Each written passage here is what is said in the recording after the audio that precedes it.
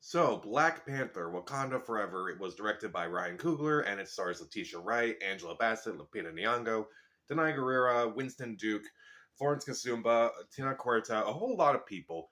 And this is the sequel to Black Panther, the next entry in the Marvel Cinematic Universe. And after the tragic death of King T'Challa, the Black Panther, the Kingdom of Wakanda is trying to figure out what to do, how to move forward, and how to handle political situations, how to handle the Black Panther situation.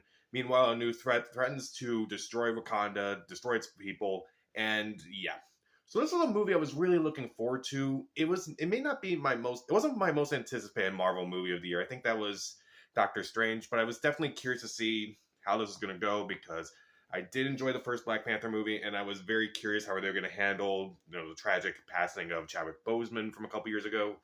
And the trailers I thought looked very interesting. I thought the trailers were really good. And this movie is probably the best MCU movie this year. And I enjoyed it a lot more upon my second viewing. So I'm going to try to make this as spoiler free as possible. I'm going to try to do a spoiler review. And I've done that for all the other Marvel movies in this phase. But I'm not going to guarantee anything right now. But I just want to talk about this movie spoiler free. What I liked, what I didn't care for, and yeah. So overall, I like the performances in this movie. Letitia Wright, I thought she was really good in this movie.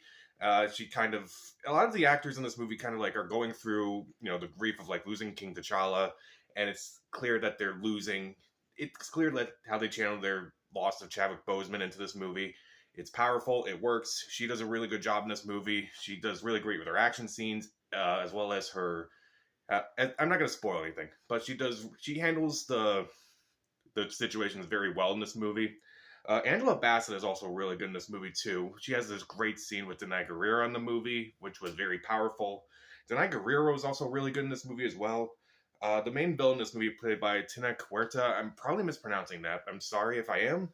I thought his performance was really good. He kind of makes another sympathetic villain in this movie, which, Michael B. Jordan was like a very understandable villain. He's also a very understandable villain. I don't know if sympathetic's really the right term, but it's like you understand where he's coming from. Also, among the new people in this movie, Dominique Thorne was probably the one who stood out to me the most. I thought she was really good. She kind of provided a lot of comedy in this movie that actually kind of worked in this movie for once. A lot of the comedy in Marvel movies just doesn't work these days. And surprisingly, I found a lot of the comedy in this movie to actually work this time because it's not like in Infinity War, which my biggest problem in that movie was after very deep and dark and just upsetting moments in that movie, they immediately followed it with a very funny moment. And that kind of threw me off in that movie.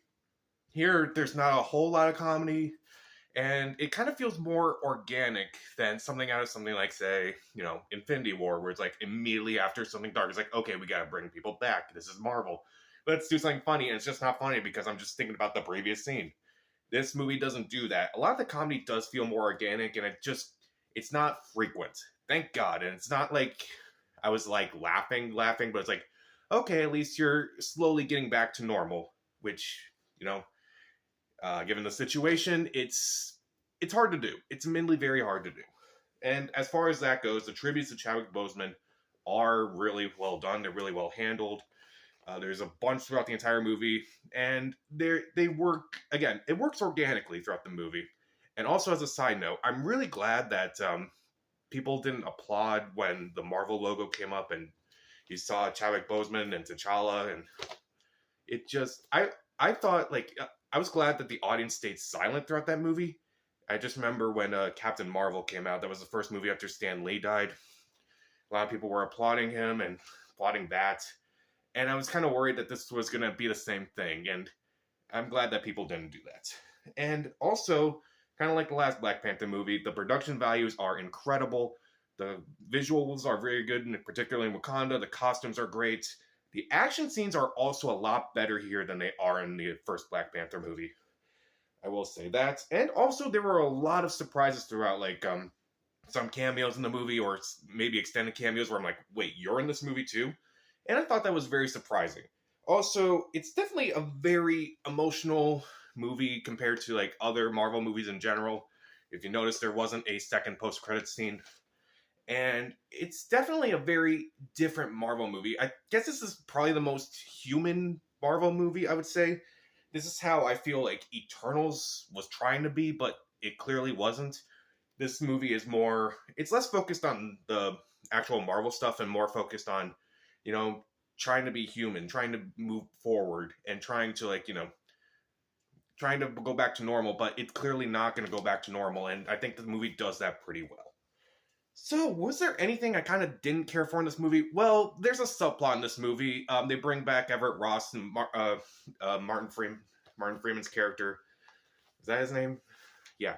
They bring back Martin Freeman in this movie, and honestly, his character is just wasted in this movie. He didn't really need to be in this movie that much. Also, even though I admit the jokes don't really work in this movie, even though I admit the jokes aren't as frequent in this movie, they just don't work. I just didn't laugh so much. It's like, oh, that was the joke. Okay.